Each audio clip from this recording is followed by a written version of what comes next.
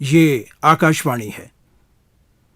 चांदी का वर्क आज प्रस्तुत है प्रख्यात रचनाकार सर्वेश्वर दयाल सक्सेना द्वारा इसी शीर्षक से लिखी कहानी का रेडियो नाट्य रूपांतर। तो आइए सुनते हैं नाटक चांदी का वर्क।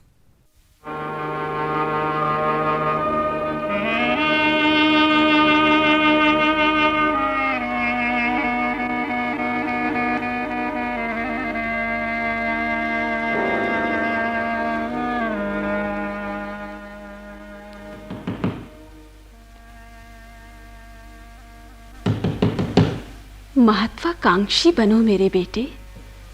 अपने पिता की तरह पूर्ण संतोषी बनकर निर्जीव होकर जीने से कोई लाभ नहीं है। कैसी बातें करती हो माँ? यदि पूर्ण मानसिक शांति ही जीवन की चरम उपलब्धि है तो महत्वाकांक्षी को वो कहाँ मिलती है? इसीलिए संतोष को परम धन। तू भी अपने पिता की तरह बातें करने लगा। जीवन उपभोग के लिए मिला है। संतोषी जीवन का भोग नहीं कर सकता, वो कायर होता है। सांसारिक सुखों को प्राप्त करने के लिए संघर्ष से घबराता है। माँ, कोई बुला रहा है। जानती हूँ, पहले मेरी बात सुनो। मैं बहुत बार सुन चुका हूँ माँ। पर समझ नहीं सके हो। मुझे बताओ, दूसरे तुम्हें धक्का देकर भीड़ में आगे बढ़ते जाएं, तुम पीछे और पीछे हटते जाओ और अपनी स्थिति पर संतोष करते जाओ, ये कौन सा धर्म है? लेकिन दूसरों को धक्का देकर आगे बढ़ना भी तो इंसानियत नहीं है। इंसानियत हो या ना हो, पर ये जीवन का धर्म है, गति का धर्म है। आगे बढ़ने के लिए जरूरी है। आया माँ, मैं दरवाजा खोल। पहले मेरी बात का जवाब दो। क्या जवाब दूं माँ? मैं कुछ समझ नहीं पाता। तुम्हारी बात पूरी तरह से काटी भी नहीं जाती। जो जीवन के धर्म को मानता हो वो मेरी बात कभी नहीं काट सकेगा। इधर देखो, 45 वर्ष की आयु में मैं 65 वर्ष की लगती हूँ। जानते हो क्यों?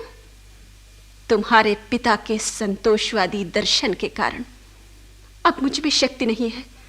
मैं नहीं चाहती कि अपने बेटे के संतोषवादी दर्शन के कारण मेरी आयु समाप्त हो जाए। ऐसी बातें मत करो माँ।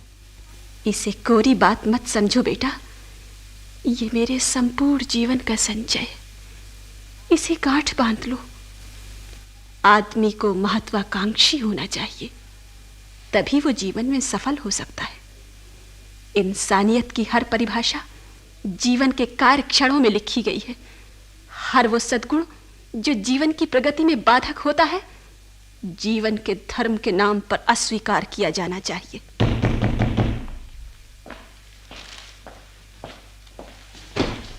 अरे ब्रत किशोर चाचा, आइए आइए। नमस्कार। जीते रहो, जीते रहो। क्षमा कीजिएगा, दरवाजा खोलने में। कोई बात नहीं, कोई बात नहीं। हाँ, ये बहुत अच्छा हुआ कि तुम भी यहाँ। कब आए? अभी शाम की गाड़ी से। सुबह चला जाऊंगा। कल यूनिवर्सिटी अटेंड करनी है ना, परसों से परीक्षाएं शुरू हैं जी। माया भाभी कहाँ है? भीतर है, आइए आइए। माँ, ब्रत किशोर चाचा आए। नमस्कार भाभी। ये बर्तन उठाकर अलग रख दे बेटा। आज सुबह तेरे लिए खरीद कर लाई थी, बातचीत में दिखाना ही भूल गई।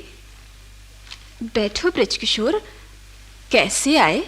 जी, एक दुखद संदेश है। मैं जानती हूँ, मुझे कल से ही कुछ ऐसा लग रहा था। क्या पिताजी बीमार हैं? बीमार नहीं, बहुत बीमार है। पहले सोचा तार दे दूं, फिर कुछ सोचकर खुद चला आया। क्यों क्यों आए तुम? ये कहने के लिए कि आपका चलना जरूरी है। ईश्वर न करे कहीं ये रोग शैया। तो क्या उनके जीवन का ही मैं कौन सा सुख भोग रही हूँ? सुख तो आपने भोगना नहीं चाहा भाभी। अपने मित्र की तरफदारी मत लो। कौन सा सुख वो मुझे देना चाहते थे जो मैंने नहीं लिया? प्यार का सुख। प्यार? प्यार के साथ 2 रूखी रोटी खाने का भी तो एक सुख होता है ना। उपन्यासों में, जीवन में नहीं। जो पोषण न कर सके, अनाथ सा भटकने के लिए, जीवन से संघर्ष करने के लिए छोड़ दे, उसके प्यार के क्या अर्थ हैं? कितना गलत समझती हैं आप भाभी। जो स्वयं भूखा रहकर अपनी रोटी आपके आगे कर दे, उसे आप प्यार? नहीं नहीं, मैंने रूखी रोटी खाने और वैराग्यों का जीवन बिताने के लिए विवाह नहीं किया था। कोई नहीं करता। मुझे समर्थ और पुरुषार्थी पति चाहिए था, जो स्वभाव से सन्यासी न हो, मेरी अभिलाषाएं, आकांक्षाएं तृप्त कर सके, जीवन को सुख और मनोरंजन से भर सके, आकर्षणमय बना सके। असमर्थ का प्यार मुझे नहीं चाहिए, किसी को भी नहीं चाहिए। आज प्यार की एक नई परिभाषा सुनने में आई। फिर तो सामर्थ्य ही प्यार है। यदि अपने बीमार बच्चे के लिए आप डॉक्टर नहीं ला सकते तो अपने बच्चे को प्यार नहीं करते। यदि अपनी पत्नी की महत्वाकांक्षाओं को आप पूरा नहीं कर सकते, उसका जीवन गहने कपड़े आमोद प्रमोद वैभव विलास से भर नहीं सकते, तो आप उसे प्यार नहीं करते। क्या हो? गलत रंग मत दो। मैंने ये नहीं कहा। प्रयास युक्त असमर्थता और प्रयासहीन असमर्थता दो चीजें हैं। तुम्हारे मित्र ने कभी प्रयास ही नहीं किया मेरी आकांक्षाओं को पूरा करने का। मां ठीक कह रही है चाचा, दोनों के जीवन दृष्टि एक नहीं है। पिता सीधा सादा निर्मल जीवन बिताना चाहते हैं, भला और नेक आदमी बनकर जीना चाहते हैं, और उसके लिए हर कष्ट, मुसीबत, गरीबी सब कुछ भुगतने को तैयार है। मां की दृष्टि उसके विपरीत है। हाँ, ये बात समझ में आती है कि दीनू भाई अपनी जीवन दृष्टि नहीं बदल सके। फिर उन्होंने विवाह क्यों किया था? विवाह के ये अर्थ कहाँ है भाभी कि पत्नी की जीवन दृष्टि के अनुसार पति अपने को बदल ले। उन्होंने आपके मार्ग में रुकावट तो नहीं डाली, आपको पूर्ण स्वतंत्रता दी कि आप अपनी महत्वाकांक्षाएं पूरी कर सकें। आपको पढ़ाया लिखाया, नौकरी दिलाई और आपको स्वतंत्र छोड़ दिया। यदि इस पर भी आप अपनी महत्वाकांक्षाएं पूरी नहीं कर सकी तो इसमें आपकी अपनी क्षमता का ही दोष है।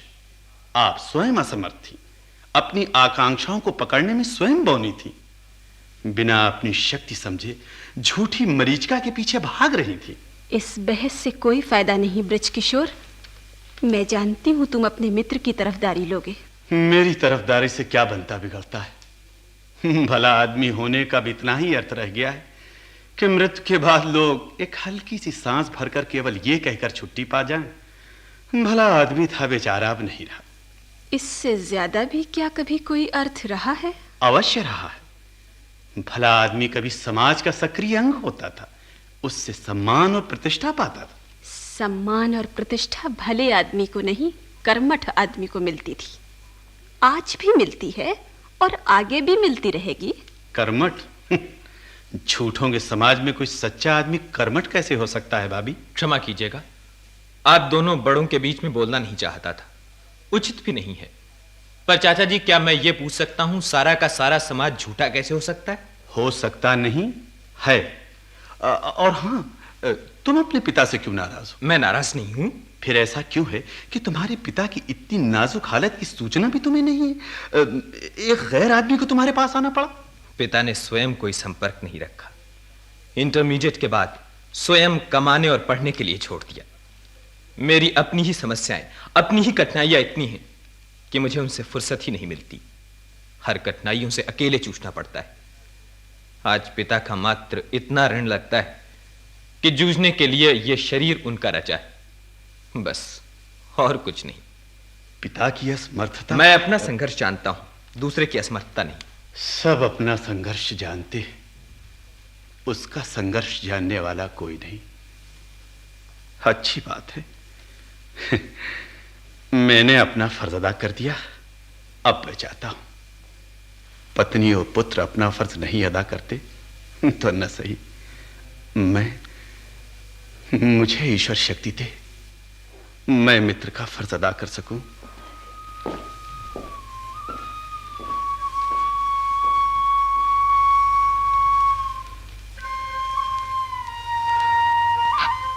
तुम्हें जाना चाहिए मां।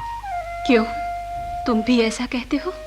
पिता के लिए तुम्हारे मन का मोह देखकर कह रहा हूं। मेरे मन में कोई मोह नहीं है। फिर रोती क्यों हो? अपमान के कारण। किसने तुम्हारा अपमान किया? तुम्हारे पिता ने। मुझे लगता है कि वो मात्र मेरा अपमान करने के लिए मृत्युशैया पर पड़े हुए। संवेद, जिसके जीवन ने मेरा अपमान नहीं किया, उसकी मृत्यु मेरा अपमान कर रही है। पत्नी का फर्ज मजाक, केवल मजाक। पति का फर्ज जिसने पूरा नहीं किया, उसके लिए दुनिया पत्नी का फर्ज मांगती है।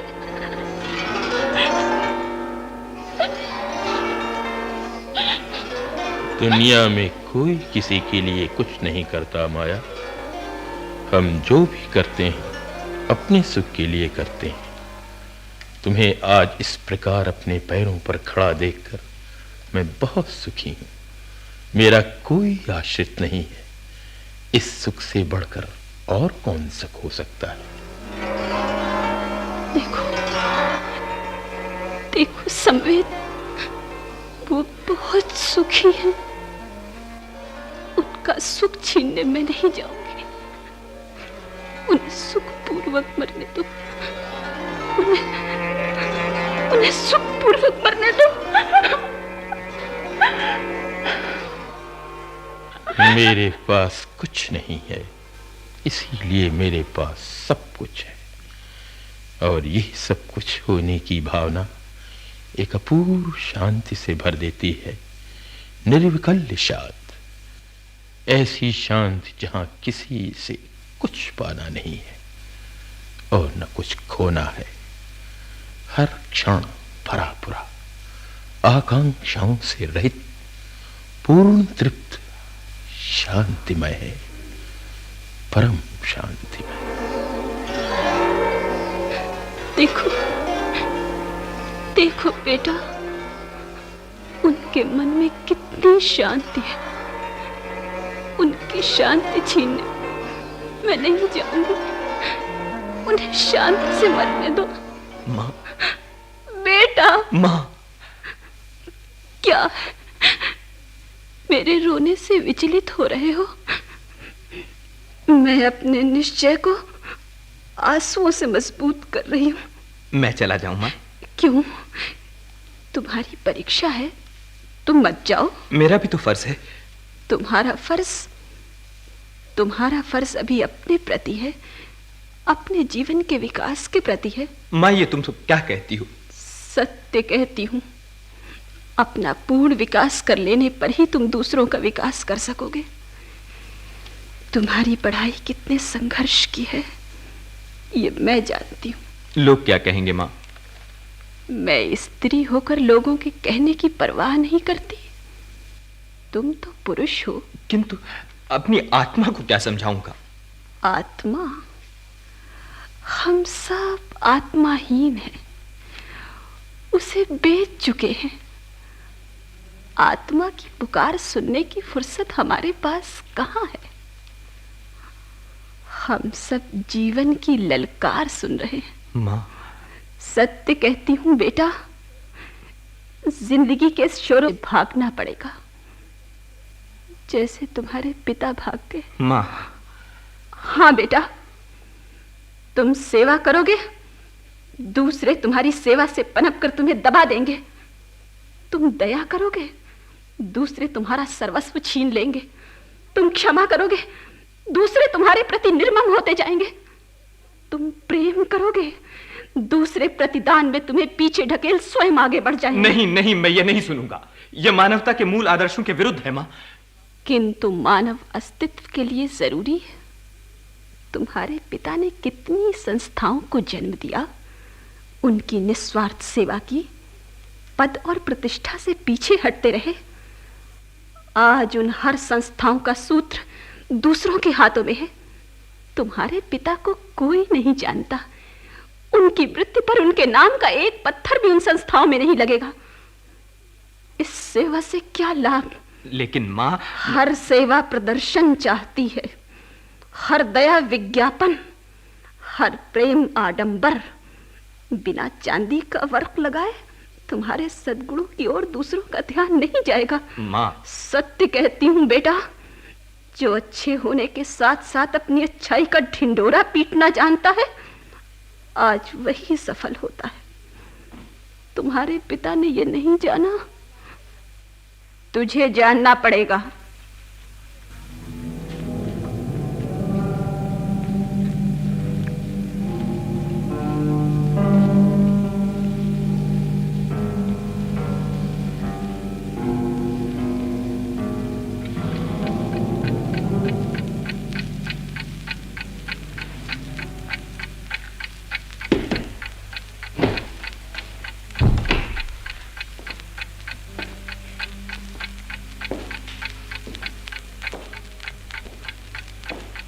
दीनू भाई, अंधेरे में पड़े हो, कोई रोशनी जलाने नहीं आया?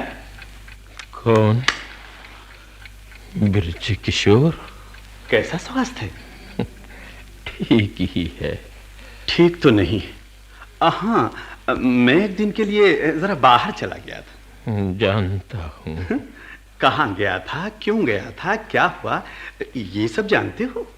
हाँ, इस रोशनी में तुम्हारा चेहरा सब बता रहा है। तुम दुखी नहीं हो? किस लिए?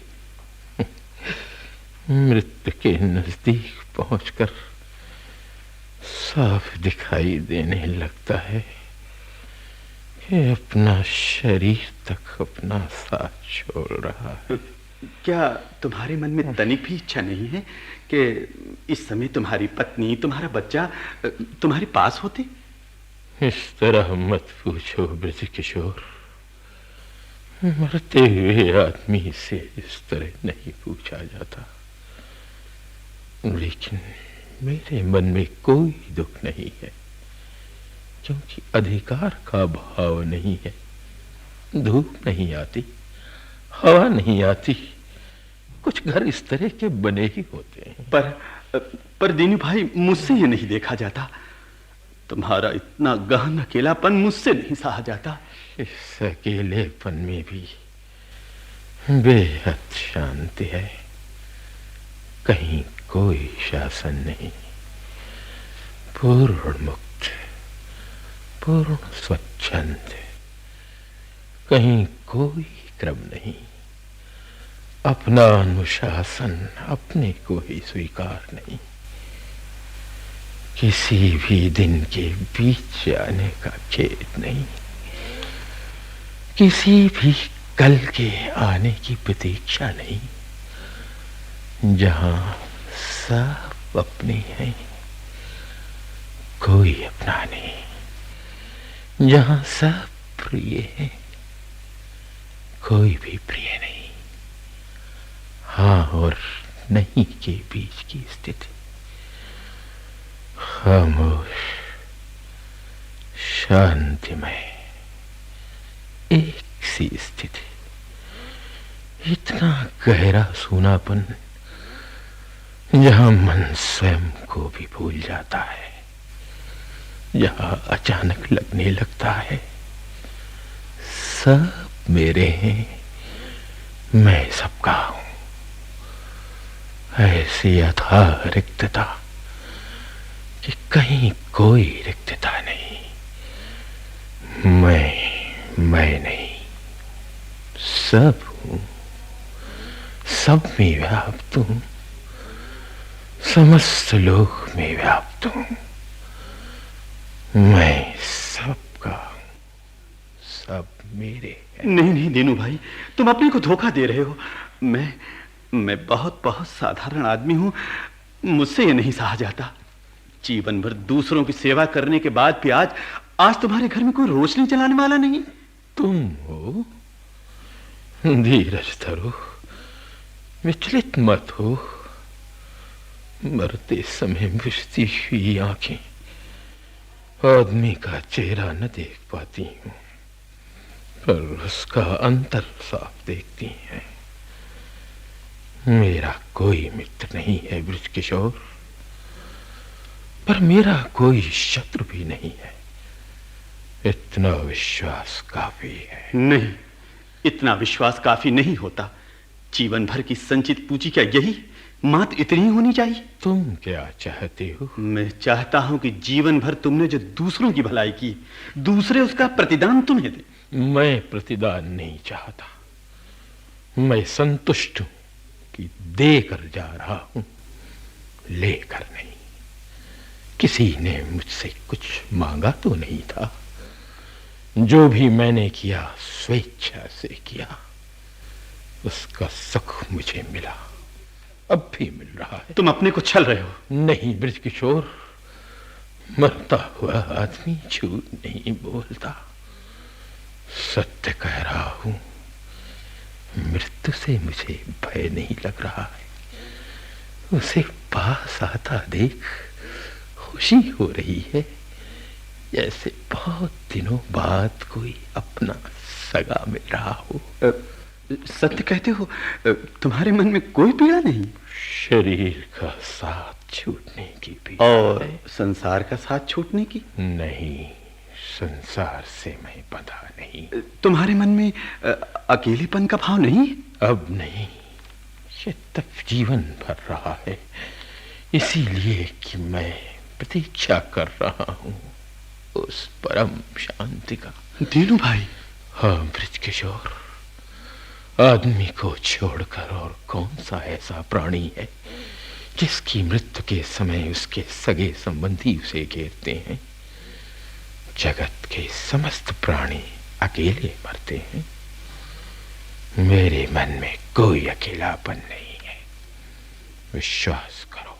नहीं नहीं, तुम अपने मन को जो भी चाहो समझा लो, संसार को नहीं समझा सकोगे, मुझे नहीं समझा सकोगे। मुझे ऐसा लगता है कि आदमी का इतना भला और नेक होना भी ठीक नहीं, उसे दुनियादार होना चाहिए, सफलता तभी मिल सकती है। तुम कुछ भी कहो दीनू भाई, लेकिन तुम जीवन में सफल नहीं रहे, तुम्हें कोई सफल नहीं कहेगा। तो क्या बृजकिशोर, तुम सफलता के क्या अर्थ समझते हो?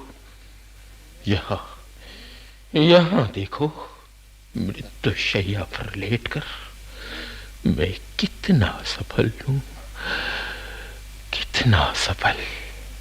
मैंने कुछ नहीं कमाया, कुछ नहीं जोड़ा, इसलिए कितना निश्चिंत हूं। कुछ भी छोड़कर जाने के लिए नहीं है, जो था सब साथ जा रहा है। तीनों भाई। बृजकिशोर, मृत्युशैया पर लेटते ही जिंदगी का अर्थ बदल जाता है, सब कुछ साफ दिखाई देने लगता है। रुपया, पैसा, सगे संबंधी, सम्मान, प्रतिष्ठा, जो भी आदमी जोड़ता है, जिनके लिए जिंदगी भर सच को झूठ, झूठ को सच करता है, वो सब जैसे उसे चाहते हैं, उसे नोचते हैं, उसे मरने नहीं देते, मृत्यु को यातनामय बना देते हैं। सफल जीवन की मृत्यु असफल होती है, असफल जीवन की मृत्यु सफल होती है। जाओ जाओ, सारी दुनिया से कहो वो मुझे चिल्ला चिल्ला कर असफल घोषित करें, लेकिन मैं इस मरण वेला में देख रहा हूं कि मैं सफल हूं, पूर्ण सफल हूं। मेरे मन में कोई पछतावा नहीं, कोई मोह नहीं, मैंने किसी का कोई बुरा नहीं किया, कोई मेरा नहीं। तीनू भाई। बृजकिशोर, दुनिया गलत रास्ते पर जा रही है, समाज झूठे आधारों पर खड़ा किया जा रहा है, यश, प्रतिष्ठा, सम्मान सब कुछ गलत मूल्यों पर बिक रहा है। मैं सीमित शक्तियों वाला एक साधारण आदमी था, बुरी दुनिया के साथ बुरा बनने से मैंने इनकार कर दिया। यदि दोबारा जन्म होगा तो भी इनकार करूंगा। आज तुम मेरे पास खड़े हो, दूसरे जन्म में शायद तुम भी मेरे पास नहीं रहोगे, कोई नहीं रहेगा, दुनिया इतनी बदल जाएगी, लेकिन मैं तब भी हार नहीं मानूंगा। बुराइयों के सामने असफलता के लिए सिर नहीं झुकाऊंगा, घुटने नहीं टेकूंगा, और इसी तरह इससे अधिक गंदी अंधेरी कोठरी में प्रकाशहीन, बिना किसी मित्र के, लेकिन उससे भी अधिक सुख और शांति से मर जाऊंगा।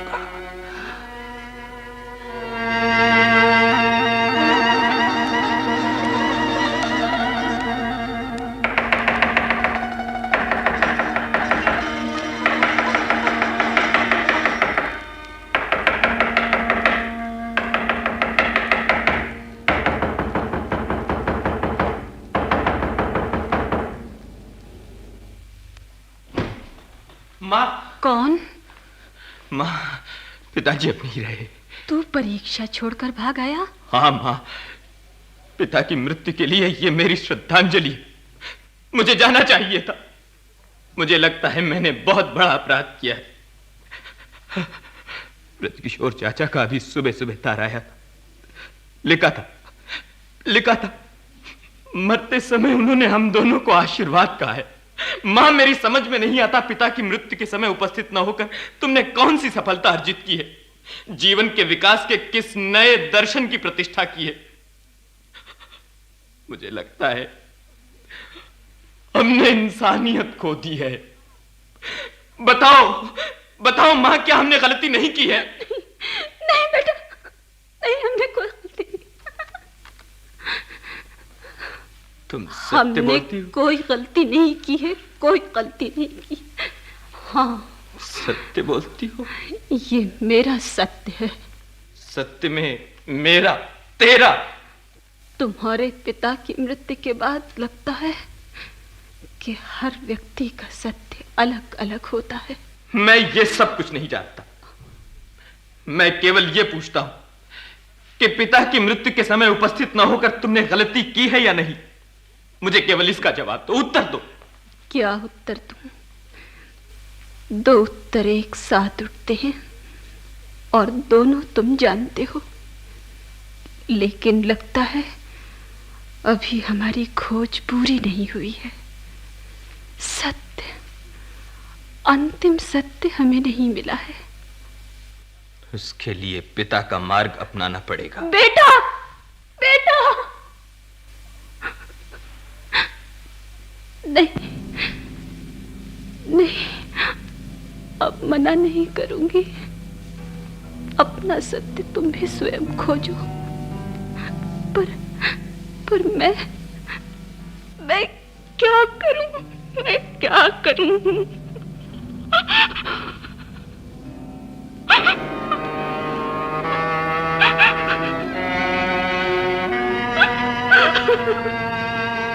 मैं क्या करूं? मैं क्या करूं?